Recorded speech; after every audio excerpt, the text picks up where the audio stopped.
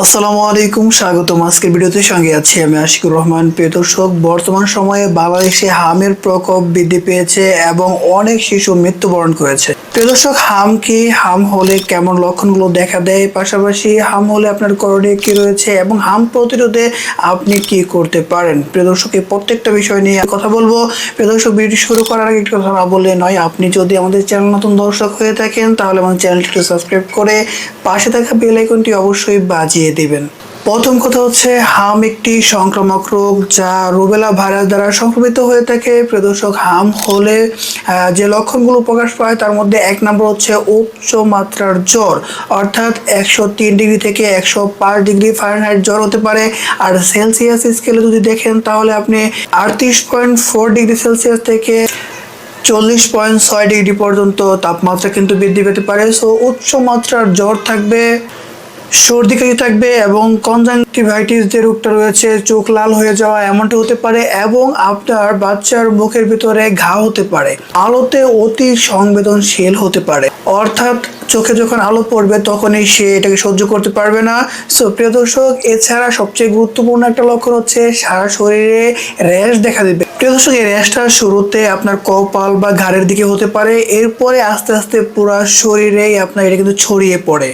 প্রিয় দর্শক, এখন চলুন জেনে নেই হাম কিভাবে ছড়ায়। মূলত হাম হাঁচি কাশির মাধ্যমে কিন্তু ছড়িয়ে থাকে, অর্থাৎ শ্বাস প্রশ্বাসের মাধ্যমে একজন আক্রান্ত ব্যক্তি থেকে আরেকজন ব্যক্তিকে কিন্তু আক্রান্ত করে ফেলে। প্রিয় দর্শক, গুরুত্বপূর্ণ কথা হচ্ছে ফুসকুড়ি ওঠার 4 দিন আগ থেকে বা 4 দিন পর পর্যন্ত এই যে সময়টা, এই সময়টায় কিন্তু সংক্রমণের ঝুঁকিটা অনেক বেশি থাকে। সো এই সময়ে রোগীকে আলাদা রাখতে হয়।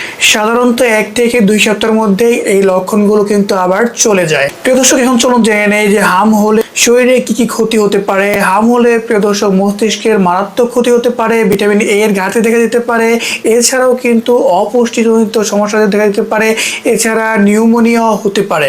হামের শিশুর কিছু বিপদ চিহ্ন রয়েছে, সেগুলো আপনাকে জানতেই হবে, অন্যথায় কিন্তু মারাত্মক ঝুঁকিতে আপনি পড়ে যেতে পারেন। 1 নম্বর হচ্ছে শ্বাসকষ্ট, বারবার বমি করা, খিঁচুনি দিয়ে শিশু নিস্তেজ হয়ে পড়া এবং মুখের ভিতরে ঘাগুলো অনেক বেশি পরিমাণে হয়ে যাওয়া, চোখের মনি ঘোলা হয়ে যাওয়া।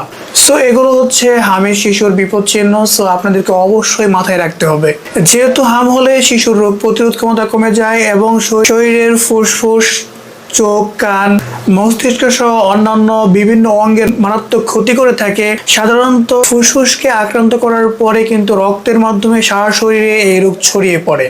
মস্তিষ্কের প্রদাহ এবং অন্ধত্ব হতে পারে, কানে ইনফেকশন হতে পারে। সো এই সকল বিষয়গুলো আপনাকে অবশ্যই মাথায় রাখতে হবে।